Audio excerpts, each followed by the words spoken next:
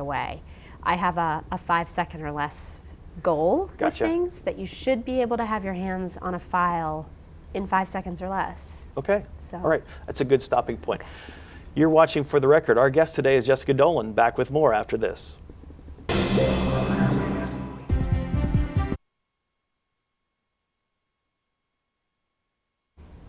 Welcome back to For the Record. Our guest today, professional organizer Jessica Dolan. Jessica, you talked about you've been in business now for 8 years. Mm-hmm.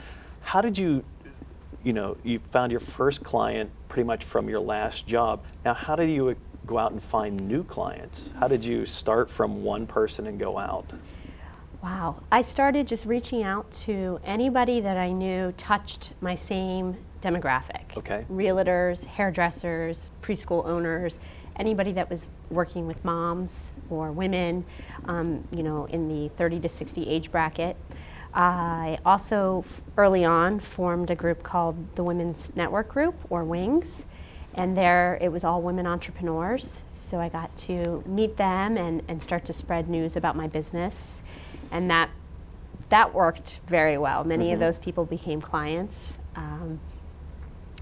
Lots of email marketing. I do a twice a month newsletter through email. Right. When Facebook came along, Facebook has been really great. Social media, and it's certainly in your line of work, and LinkedIn, which we're also LinkedIn connections together as well. That's become I think that's become the professional Facebook, I think is the best way to describe LinkedIn to some people.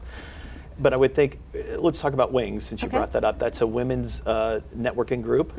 And how far does that region, that network of people expand to? Right now, it's just Center County. Okay. We did have a Blair County chapter that has since kind of fizzled out, unfortunately, but Center County is going strong.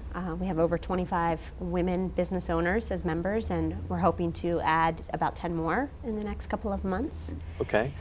And with social media especially, just because the Blair County group has gone away, it doesn't have to be just a blop on a map anymore. It's certainly just internet and reacting that way. And then since our highways are getting better and better all the time, you can expand that in that way. And I have noticed a lot of that since, I-99 has been complete.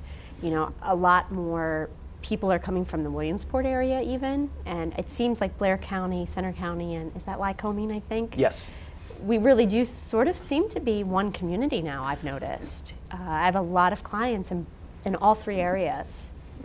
Well, Lycoming County is experiencing the growth from natural gas, and that area's, the economic climate's getting better there. Certainly Center County, we've had the benefits of Penn State forever. And Blair County, I think it's funny that, growing up here, that Altoona used to be the big city. I think the roles are going to become reversed, I don't agree. you? The Completely State College is agree. going to be the hub now versus Altoona. I agree. And I'm already seeing a little bit of that, which you would think Altoona would have more than we do, but I'm finding that a lot of services are lacking in that area. And they are, people from there are calling here for interior design, professional organizing, and even some staging jobs. And with the opportunities that State College provides, with the WINGS especially, you can meet with professionals in all those areas. Now, do you see a downturn in the economy in any of those? Like we talked about real estate versus, kindergarten care or something, at home care or something like that. Do you see any markets that are really suffering from your perspective on things? From my perspective, no. Things have been great. We've been protected. The housing here has, if you listen to the news, everyone says, oh, it's horrible, it's horrible. Well, State College, it went down a little bit, but we never really got hit. And in fact, I just had the busiest home staging year in 8 years. So I'm not sure how that all plays into one another, but well, I think government can look at some sort of statistics, but people like yourself that deal with people in those areas, that gives a better idea really for the economic climate of what's coming, I think, in the long run. I think people are getting smarter too about how to market their homes, because in our area there are quite a few homes on the market, and you really need to stand out. So the homes that are staged and well maintained and made to appeal to buyers, they're going to stand out more so than the neighbors who just threw the sign in the yard. Now, we talked about women and entrepreneurship, and that's one of the things we brought you in here today to talk about, and let's talk about that now, the U, and I'll let you talk about that in great detail. All right. Well, U, which stands for Entrepreneurial Women's Expo, came about 4 years ago, it was something, I had the idea when I started my business. I knew that I always wanted to hold some sort of event that celebrated women in business. I don't have children, but a lot of my business associates do, and I know how they struggle with maintaining a business, having children, having spouses. We deserve to be celebrated. I'm also a bit of an introvert, so I don't network well in large groups. So this EWE or U came about because I wanted an event where I felt comfortable and that people like me felt comfortable going to. So it is not your typical networking event.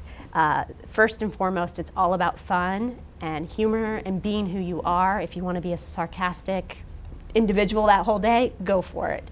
I really want the true person to shine through there, not some stuffy, I'm a professional businesswoman. That's not our goal. Right. There's not a lot of BMOS suits and, right. and rigid yes. looks. Yeah, you come as you are who you are. And then from that, though, really great connections are made. So connections are made on more of a personal level first, which is much more successful in the long run.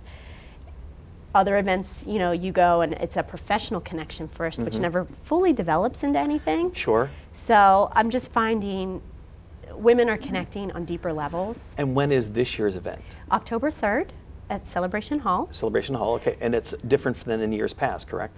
Nope, we've been at Celebration Okay. Hall for 3 years. Okay. And it's great. And are you looking for vendors to We be are. at the event? Okay. Vendors, and you can come to the workshops for the day as well. All right. And how can someone reach you to be, if they're interested in being a Sure, vendor? you can register online at www.ewesc.com. Okay. And is that the best way to do it, or? Yes. Okay. Yeah. So you can get all the information okay. on the website too. www.ewesc.org. .com. .com. Okay. All right. And to wrap this up, we have about 30 seconds left to go. At that event, it's for women, about women, correct? Yes. Okay. All right. Jessica, thank you so much. And Thank when you. we get off camera, we'll talk more about my desk and how we can organize Okay. things. Great deal. Really appreciate you being a part of the show today, and thanks for doing it. Thank you very much. That'll wrap things up for this edition of For the Record. For all of us at WHVL, thank you for watching. Have a great day.